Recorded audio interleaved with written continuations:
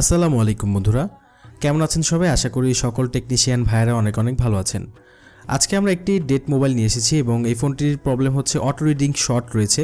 আমরা ফোনটি অন করার ট্রাই করতেছি, কিন্তু আমাদের ফোনটি অন হচ্ছে না। তো কিভাবে একটি ডেট ফোন আপনারা রিপেয়ার করবেন সেটা আমি আজকের ভিডিওতে দেখাবো। সর্বপ্রথম আমি সরাসরি পাওয়ার সাপ্লাই দিয়ে রিডিংটা মেপে দেখাই আপনাদেরকে। মূলত ফোনের প্রবলেমটা কোন জায়গা থেকে সেটা এখন আমরা চেক করব। তো আমি একটা পয়েন্ট গ্রাউন্ডে এবং আরেকটা পজিটিভে লাগানোর পর দেখতে পাচ্ছেন এখানে অটোমেটিক্যালি 18-19 এরকম রিডিং উঠতেছে।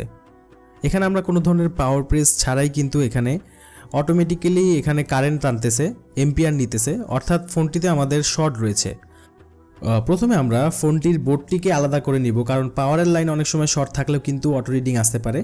তো আমরা বোর্ডটিকে আলাদা করলাম সুইচিংয়ের লাইন থেকে, মানে আমাদের ফোনের যে ভলিউমের লাইন সেটা থেকে। এখন আমরা একটু টেস্ট করে দেখি এখানে অটো রিডিং শর্ট আছে কিনা। তো দেখতে পাচ্ছেন এখানে অটোমেটিক্যালি শর্ট আছে, মানে ফোনটা আমাদের শর্ট রয়েছে। তো মূলত বিপিএস লাইন থেকে এই সমস্যাগুলো হয়, সেটা আমরা চলুন ডায়াগ্রামের মাধ্যমে দেখে আসি। ওকে বন্ধুরা, ওয়েলকাম টু বর্নেও স্কেমেটিক।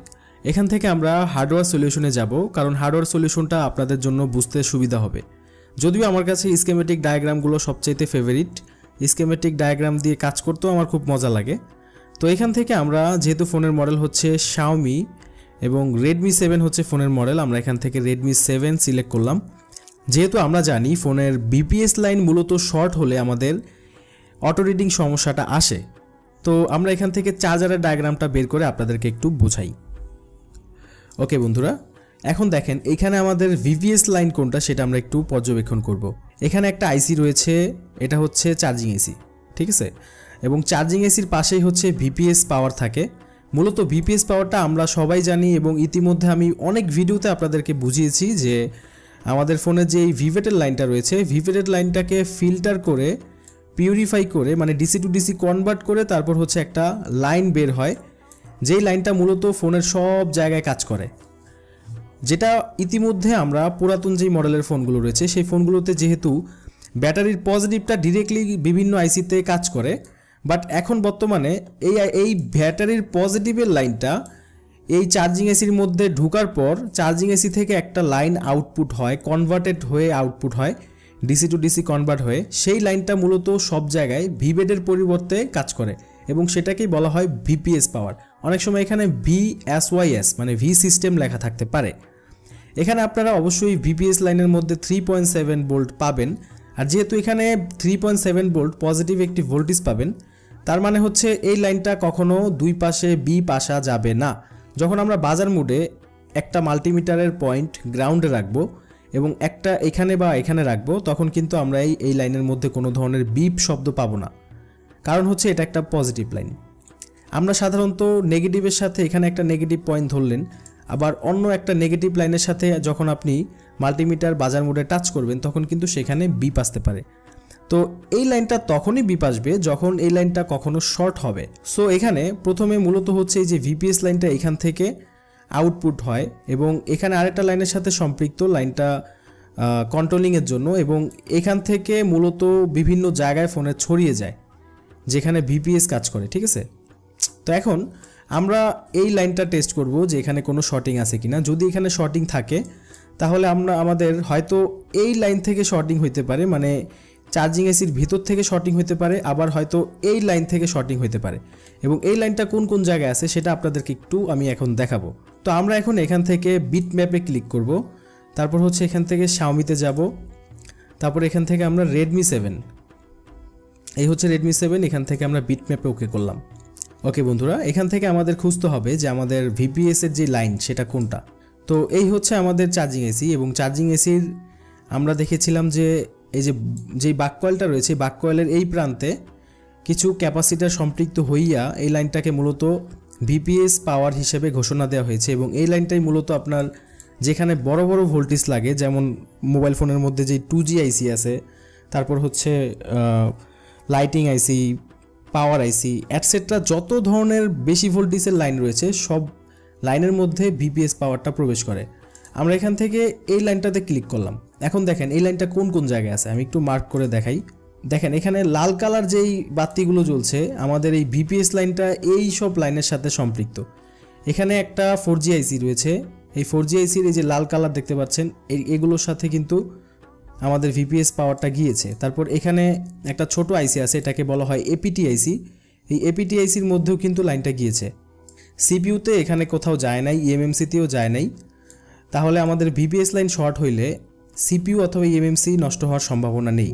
এখানে 2G আইসির মধ্যে একটা লাইনের সাথে সম্পৃক্ত আছে। তারপর এখানে একটা আইসি আছে, এই আইসিটা কি আইসি আমি একটু দেখি। এখানে মূলত একটা সাউন্ড আইসি লাগানো আছে। তো এখানে সাউন্ড আইসির পাশেও কিন্তু সম্পৃক্ত করা, কারণ সাউন্ড আইসিতে আমরা জানি বেশি ভোল্টেজ প্রয়োজন হয়, মানে সাউন্ডের যে লাইনটা থাকে সেটাকে এমপ্লিফাই করার জন্য বেশি ভোল্টেজ প্রয়োজন হয়, এই জন্য এখানে লাইনটা আছে। তারপর এখানে মূলত পাওয়ার আইসিতেও কিন্তু লাইন আছে, এখানে লাল বাতি জ্বলতেছে। তারপর এখানে একটা ক্যাপাসিটারের সাথে সম্পৃক্ত আছে। তারপর আমাদের এই যে দেখেন এই কোণার মধ্যেও কিন্তু সম্পৃক্ত আছে। মোট কথা বোর্ডের যে কোনো প্রান্তে আমাদের ভিপিএস লাইনটা থাকতে পারে। সো এখন আমি এখানে যে বাক কয়েলটা রয়েছে ভিপিএস লাইনের এইটা মাপবো। তো আমরা একটা লাইন গ্রাউন্ডে রাখলাম এবং একটা এখানে রাখবো বাজার মোডে। তো দেখতে পাচ্ছেন এখানে বিপ আসতেছে এবং এই পাশেও বিপ আসতেছে। তো যাই হোক, এখন আমাদের কয়েলে কখনোই বিপ আসা যাবে না যেহেতু পজিটিভ লাইন, কিন্তু এখানে বিপ আসতেছে, এর মানে হচ্ছে আমাদের এই লাইনটা শর্ট আছে। আমরা এখন সরাসরি কয়েলটা খুলে ফেলবো, কারণ হচ্ছে আমাদের জাজিরা প্রান্তে শর্ট না মাওয়া প্রান্তে শর্ট সেটা কিন্তু এই ব্রিজটা খোলার পরে বোঝা যাবে যে আসলে প্রবলেমটা কোন জায়গা থেকে হচ্ছে। আমি এখন এই কয়েলটা খুলে ফেলবো। তো এখন আমরা দেখবো যে কোন পাশে শর্ট। তো এখানে লাগাইলাম মাল্টিমিটার, এখানে কোনো শর্ট নাই, দেখতে পাচ্ছেন এখানে কিন্তু বিপ আসতেছে, তাহলে আমাদের জাজিরা প্রান্তে শর্ট হয়েছে।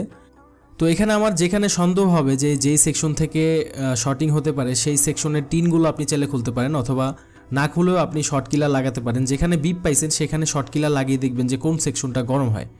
ঠিক আছে, তো এই টিনটা আমি এখন খুলে ফেলবো।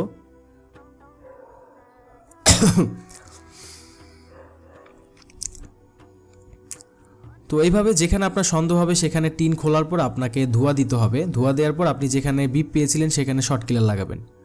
তো আমি এখন আমার যেই লাইনে বিপ পেয়েছিলাম সেখানে শর্ট কিলার লাগানোর পর দেখতে পাচ্ছেন এখানে একটা রেজিস্টর গরম হচ্ছে, কিন্তু আমরা জানি রেজিস্টর কিন্তু নষ্ট হয় না, মানে রেজিস্টর শর্ট হয় না। এখানে আমরা মাল্টিমিটার দিয়ে রেজিস্টরের প্রতিবেশী ক্যাপাসিটারকে মাপবো। তো এখানে আমরা বিপ পাচ্ছি, দেখতে পাচ্ছেন এখানে বিপ আসছে। তো যেহেতু বিপ আসছে এর মানে হচ্ছে এই ক্যাপাসিটারটাই মূলত শর্ট, তো যার কারণে ক্যাপাসিটার দোষ, এই রেজিস্টরটা মাঝখানে সিরিজ অবস্থায় থাকার কারণে সে বেচারা গরম হচ্ছে। মূলত আমাদের এই ক্যাপাসিটারটা অথবা পাশে যে ডায়োড আছে সেটা সম্ভাবনা আছে শর্ট হওয়ার। আমি এটা ঠেলা দিয়ে দুইটা একসাথে ফেলে দিব। তো এক ঝিলে দুই পাখি আমি ফেলে দিছি। এখন আমরা ফোনটা চেক করে দেখি যে এই লাইনে আর কোনো শর্ট আছে কিনা।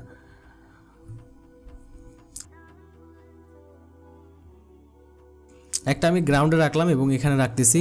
দুই লাইনের মধ্যে আমাদের এক লাইনে বিপ আসছে আর এক লাইনে আসছে না, এর মানে শর্টিং ঠিক হয়ে গেছে। এখন আমরা আমাদের এই ভিপিএস লাইনটা যেখানে আমরা ইতিপূর্বে শর্ট পেয়েছিলাম, বাট এখানে এখন কোনো শর্ট নাই এক প্রান্তে, এবং অন্য প্রান্তে এখানেও কোনো শর্ট নাই।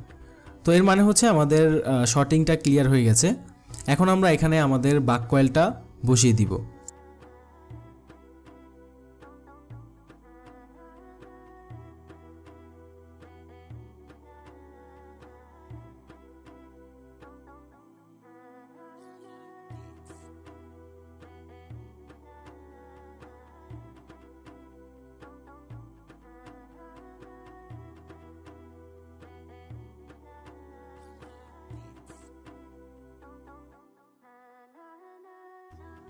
এখন আমরা ফোনটা ফিটিংস করে চেক করব যে আমাদের এখন কোনো অটো রিডিং শর্ট রয়েছে কিনা।